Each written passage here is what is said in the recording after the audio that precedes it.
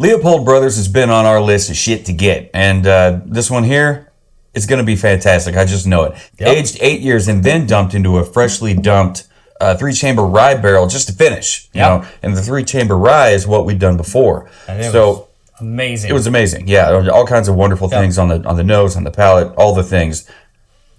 You've either seen it or heard it. If not, go check it out. But in this episode, this is the one we're getting into. Ready, set, go! Let's do it.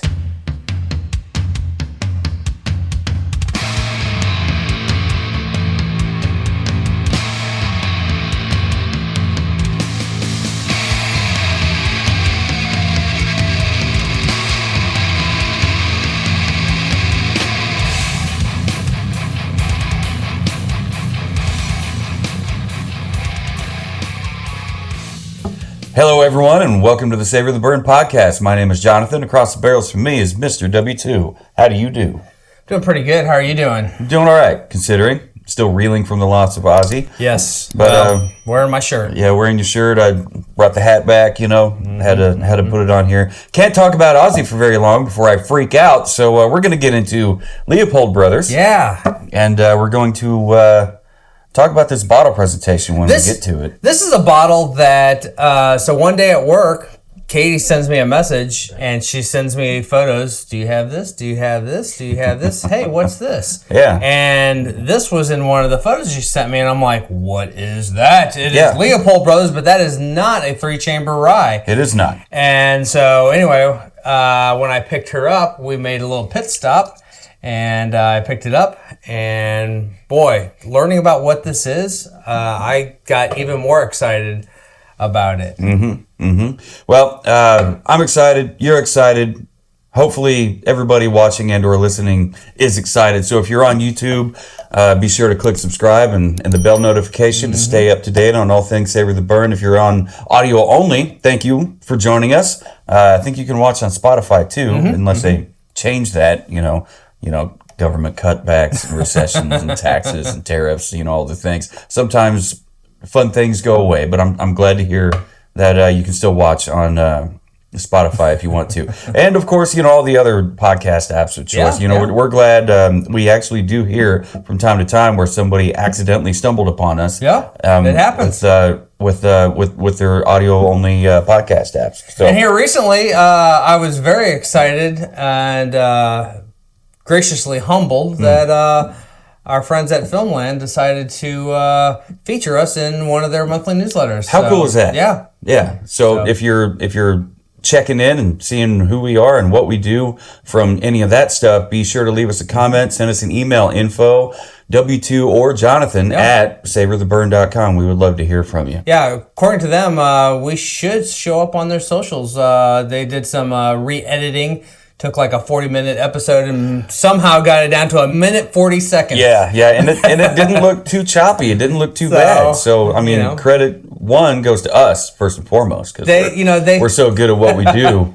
They hit some high points and some key talking points and moved on. So, but the newsletter, I was super stoked that it linked directly to our episode on YouTube and.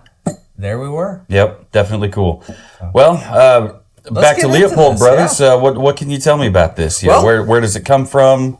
All the things. Well, first off, there's a lot to unpack with this one. I have a lot of information that I've pulled for us to get into with this.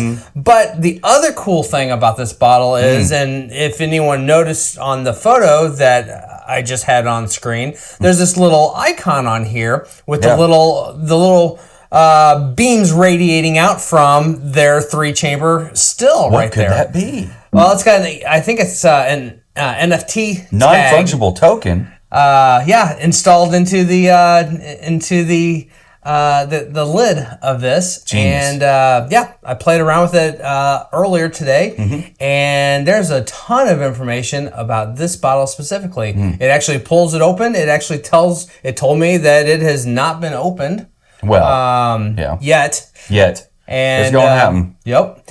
And gave me the option to go ahead and claim it. So I could actually, this bottle has been claimed. So if anyone else runs across this NFT, it will either one not be authentic or it's already an open bottle by the time we're done with it. But yeah, lots of information we're going to also unpack on that. But yeah, I don't even know where you want to start with trying to get into that. Is there a little pull tab somewhere there? Okay. I saw it hiding back here. All right.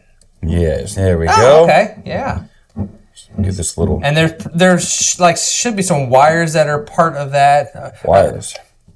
At least I know with like the upper end antique collection Buffalo Trace stuff, like the George C. Stagg or the W.L. Weller, they also have those in there, and they are designed so that they know if it's been open or not. And we've seen those videos. Yeah, I think they had one on. Pretty cool. What was it? Whiskey Tribe. Whiskey Tribe. Yep. They talked about that a little bit. Well, so far so good. Ready for bottle pop?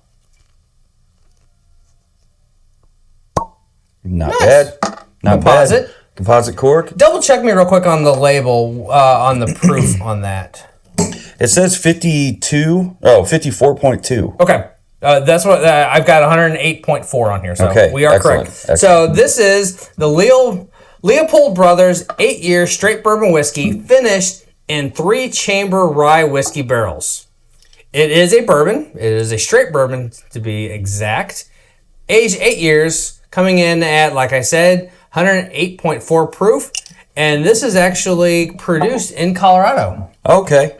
So I wondered where it came from because I had forgot. It'd been so long since we did the 3-chamber rye. Yep, Leopold Brothers are in Colorado. So in the mid-2000s, Todd and Scott relocated Leopold Brothers operations from Michigan to their home state of Colorado to focus solely on distilling.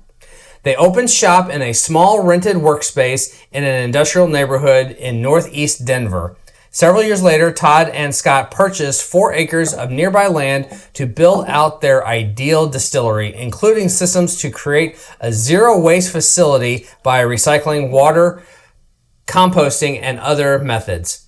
In addition, a larger space to accommodate all their fermenters and stills. The site would also be home to Colorado's first distillery, malting floor, and kiln, as well as a dunnage-style barrel house, a tasting room, and education center. The Leopold Brothers Distillery, as it stands today, opened in 2014. The Leopold Brothers 8-year-old Cask Strength bourbon is not just the oldest whiskey we've released in our history, it's also the highest in proof. My notes here say at over 55% ABV. This specific bottle is Cask Strength, so every bottle is going to vary some. So this one is not that. It is 108.4, which would be 54.2 ABV. It has more punch and concentration than anything we've released previously. Todd put the resulting bourbon back into freshly dumped 3-chamber rye barrels, and that extra maturation was just what the whiskey needed. And I say we get into it, and then we can kind of talk about the information that I pulled off of the NFT. Well, I mean, right away, I'm reminded of that 3-chamber rye and how much sourdough. There's a little bit of sourdough. Yeah, I was hoping it would be there. Yep, and it is there. It makes what a beautiful color too. It makes it's a beautiful color. I mean, that's a bronze amber. Bronzy. I think if I have another daughter. Another child, I'm going to name her Bronzy. Bronzy. Oh, man, that is nice. There's some underlying orange zest, maybe. Yeah. With some caramel and vanilla, but sourdough. So you are still picking up on the classic bourbon notes? A little bit. And I'm going to say molasses for my sweetener. Molasses? Mm-hmm. All right. Because I did pick up on the orange zest. Man. Yeah, lots of sourdough, molasses. What else did you say? Orange zest, molasses, caramel, vanilla. Caramel and vanilla. Okay. And yeah, kind of a sourdough, maybe kind of a cakey, crackery kind of. Yeah, it's like bread pudding. Okay, yeah. Man. Thick legs, just like that 3-chamber rye was. Mm-hmm. I remember it being very oily. Very oily, yeah. Viscous. Viscous. Ooh, look at there. Yeah. Yeah, I fought with it to get it perfect. Shall we get this on the palate? Yes. Yeah. To everybody there at Leopold Brothers.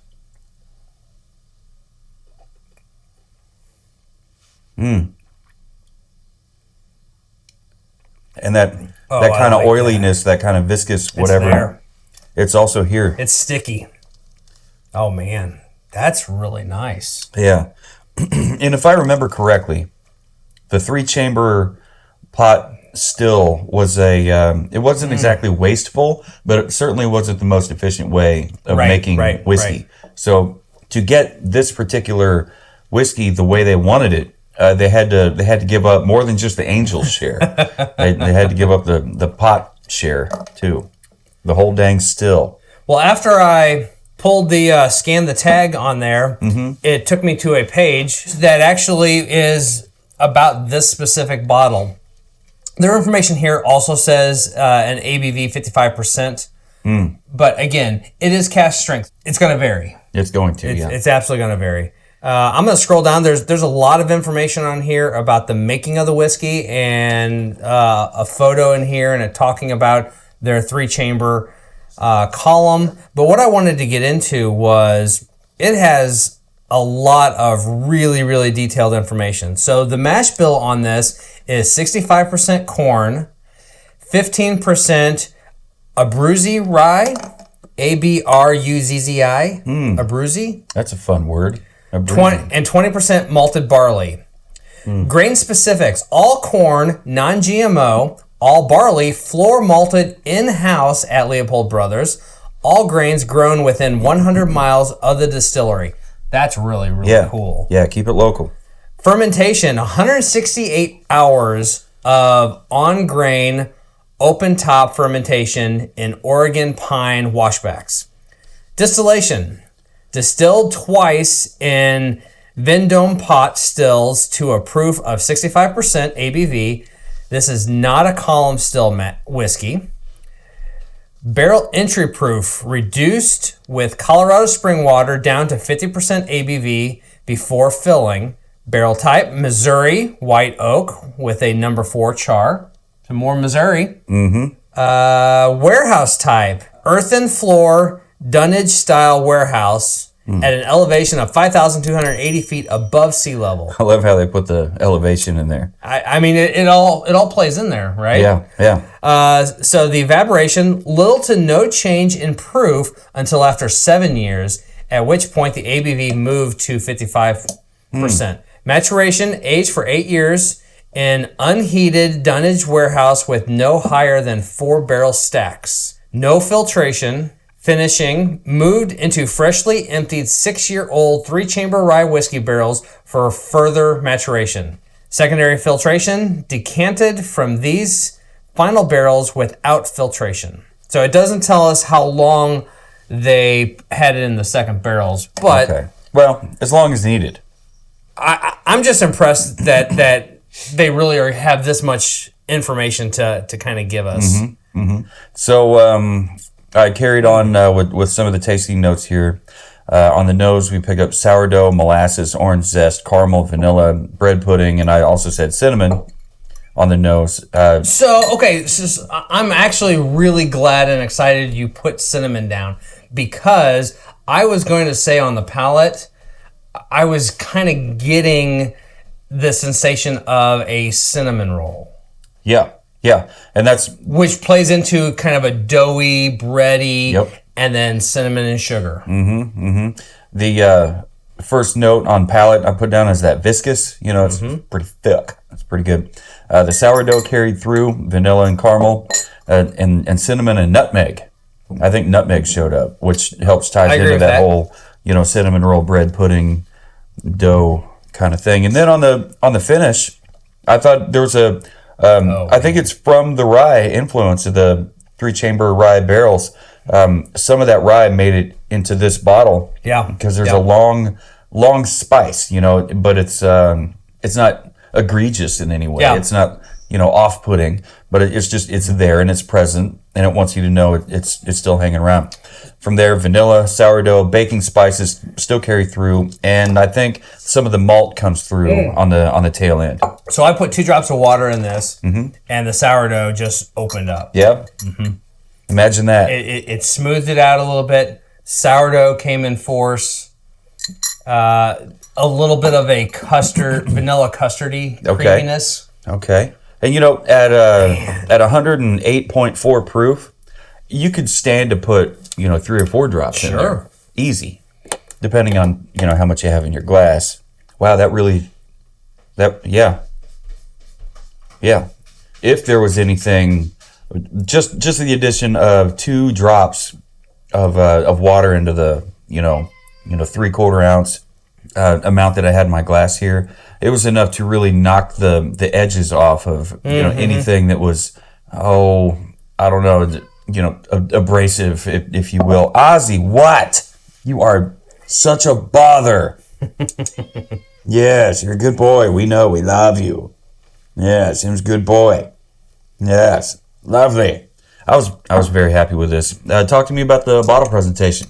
I think it's a really cool label, except for the gash on the front. But that's not their fault. Nope. The gash happens in transit. The embossing right here is super cool. I gotta put my glasses on because I want to get a good look at what that is. Oh, they're the Colorado evergreens. Yeah. Douglas firs. Wilderness. Oh yeah, the Douglas firs out there. I got a lot of them. But the thing that I really love about this is I love the MFT that's built into that. Utilizing technology to allow us to do a little bit deeper dive into this and being able to pull up all those additional information on here. But beyond that, I love the label on here. This actually is 2 separate labels. So we have an initial label that is just Distiller's Barrel Select with Todd Leopold's signature. Huh. Probably printed, probably not handwritten, but that's okay. We have a label that has embossing or is textured at least on it. It's not embossed; it's just textured, but it's got the copper metallic ink on there. It's Cask Strength. It is handwritten, 54.2% ABV on there. Pot distilled Cask Strength. The 8 is also copper ink. Copper. And we have a label on the backside. We age our bourbon for 8 years in our traditional dunnage warehouse before finishing it in our singular 3-chamber rye whiskey barrels. As a result, it has notes of orange marmalade, maple candy, and cocoa on the nose, with pear, vanilla, and fresh lavender in the finish. From our family to yours, the Leopold Brothers. Mash bill, 65% corn, 15% rye, 20% Leopold Brothers floor malt, and fermentation 120 hours. We have established in 1999, embossed on the backside of it. What's going on with the punt here? A decent punt. Yeah. It's a good looking bottle. And that's, not including the, I guess you started off with the NFT. But, I mean, you got a foil wrapped neck and topper. Hardwood topper, composite cork. Yep. And I like, even though you have composite cork, it's got texture to it to make it look like it's natural cork. So I like that little detail. Yep. I like this a lot. This is a really good bottle. Yeah, I wouldn't use this in a cocktail if you paid me. Well, actually, no. If you paid me a whole other bottle, yeah, sure, I'd use it in a cocktail. The next time we have our good friend Josh Barber over, I want to make sure he gets a pour of this because he is a huge fan of their 3-chamber rye. And I think he would absolutely love this as their bourbon. Yeah, it's absolutely incredible. So I really, really liked it. Yeah, so Mr. Barber, if you're watching, get ready. It's very tasty. I guess you got to come back over. Yep. Oh, darn it. We have to have you over, maybe drink some scotch, drink some of this here bourbon. I'll just say it. Jim Beam. If you know, you know. If you don't, stick around. We'll explain it. Maybe not this episode, but maybe another. What does need a little bit of explaining, if you're new with us, we will walk you through our rating process. Yeah. We talked about the nose, the palate, the finish, the bottle presentation. Well, that just happens to be all 4 of the categories that we give our arbitrary number from 0 to 5 on a rating scale, right? Mm-hmm. All those numbers added up to a possible 20, divide that by 2. That's how we end up with our 0 to 10 rating. God help you if you get a 0 on anything. I mean, that'd have to be some really rot gut nasty. You've screwed the pooch. Yeah, real bad. Like, I'd give you a quarter point if it showed up in a mason jar, if it, at least, no label at all. Hell, no label might get you another quarter or 3/4 point. I don't know. I just, because oh my God, what could be in here? It could only be one thing. It's moonshine. And I'm a fan of the real stuff, not so much that gimmick stuff. Anyway, getting back into it. On the nose, we had sourdough, molasses, orange zest, caramel, vanilla, bread pudding, cinnamon, maybe some of that maple that they talked about on the app from the NFT. I didn't write down maple, but maybe it's just power of suggestion. Cocoa was too on there. Mm-hmm. Well, on the nose, I gave it a 4.5. I was very impressed with this, very happy with it, and that's my score. How about you, W2? I saw your 4.5, Yep. and I met you at 4.5. All right. It makes me feel good to know that I'm not that far off the mark. This is the mark, and I'm not that far off because he's a lot more discerning with his sometimes with his score giving. Anyway, so the palate. Moving on to that, it was very viscous. The sourdough carried through, the vanilla, the caramel carried through, cinnamon, nutmeg, made themselves apparent, and it is like a very cooked dough, cinnamon rolly, banana bready kind of thing happening there. It's just. If you've had it, then you know exactly what we're talking about. So on that one, with all those wonderful tastes and the wonderful palate, texture and everything, I gave it a 5. Nice. It's Nice. tops for me. This one here clicked everything just the right way. How about you? Well, I was a little bit more discerning. Mm-hmm. I almost gave it a 4 3/4, but I settled at 4.5. Okay. Which is still very, very good. Yes, sir. Absolutely. I thoroughly enjoyed this one. Yep. And moving from the palate into the finish, I picked up on a very long, tapering, kind of stick it around kind of spice. It's like it's haunting you and it wants you to know that it's still there and it's still thinking about you.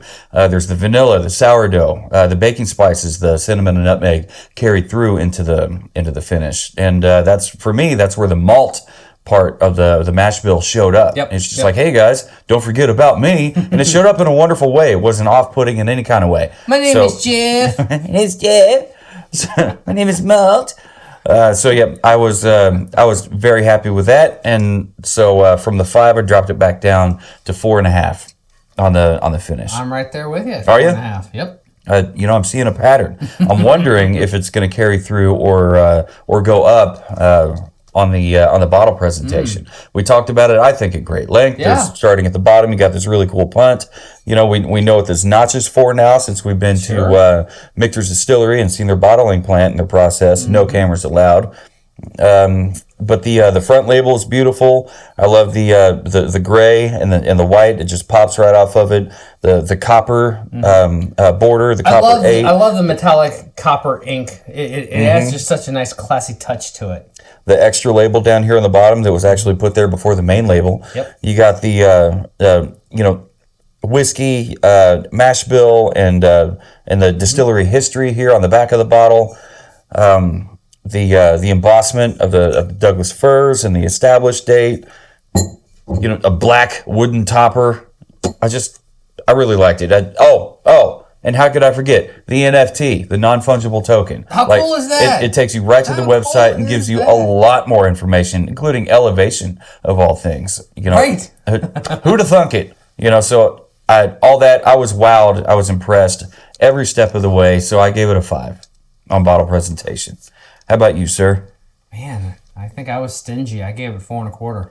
Okay. No, absolutely nothing wrong with it, and I loved all. Have we ever reviewed a bottle that had an NFT? We have not. No, we haven't. So that's a brand new thing. How rare is that? You said it shows up on Pappy. It is still pretty rare. Your upper end bottles have started doing more of it. So your Pappies, your George C. Staggs, your W.L. Weller.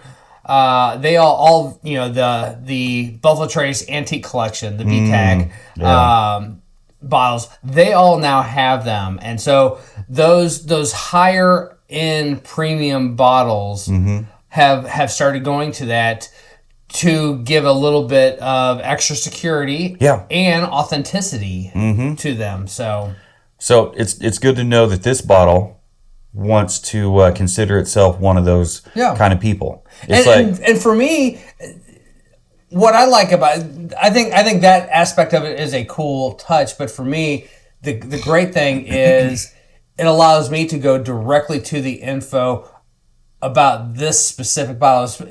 This isn't a single barrel bottle, but it is a cask strength bottle. Therefore, it is going to vary depending on the batch that when it's dumped and put together. To be able to not have to hunt and search for the information, to be able to go directly to it right there and do a deeper dive into the distillery and what this bottle has to offer, I think is exceptional. And they could have put a QR code on it. Sure. And it would have given you that same information. However, it would not have given you the option to claim it. And once you claim it, that means it's gone. It's off the It's off the market. It's not that bottle is done as far as electronic, history logging of that bottle and the barrel from whence it came. All of that stuff is just it's recorded in the blockchain somewhere. I thought it was interesting how that foil on the bottom part of there, it's kind of purple tinted.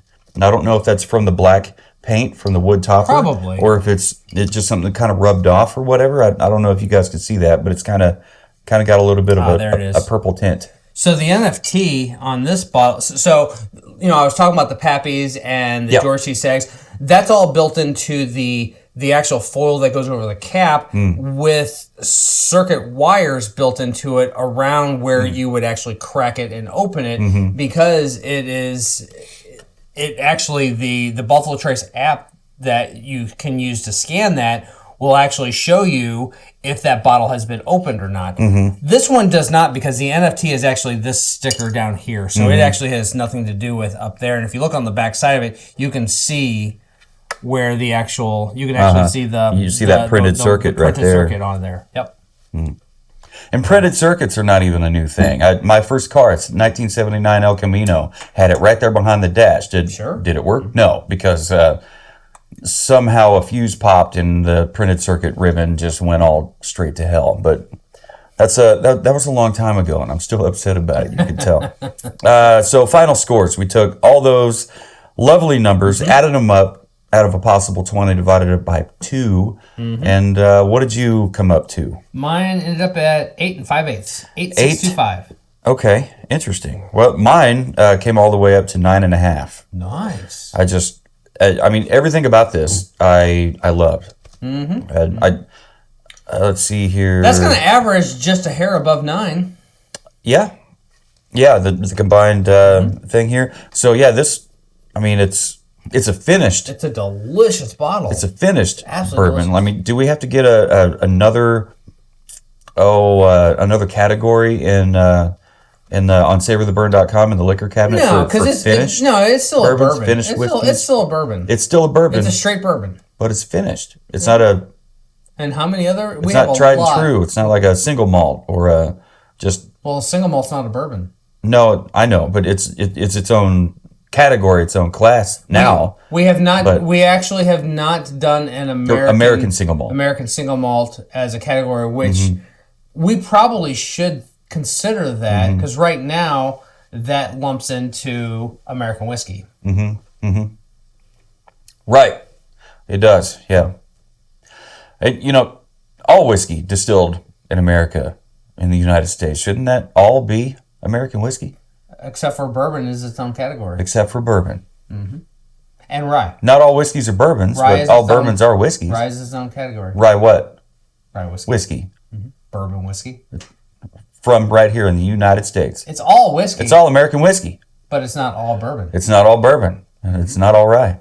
That ain't rye. That ain't all rye. All rye. Well, if you got anything out of this one, hopefully you did. Hopefully you can actually get a hold of this bottle, whether it's in Whole Foods I found it at Whole Foods. or anywhere. Yeah, Ms. Katie found it. yeah. Thank you, Miss Katie, for finding this bottle. I think so. With this being our second, introduction or whatever to Leopold Brothers, I really think it would be great to get more of these bottles on Savor the Burn.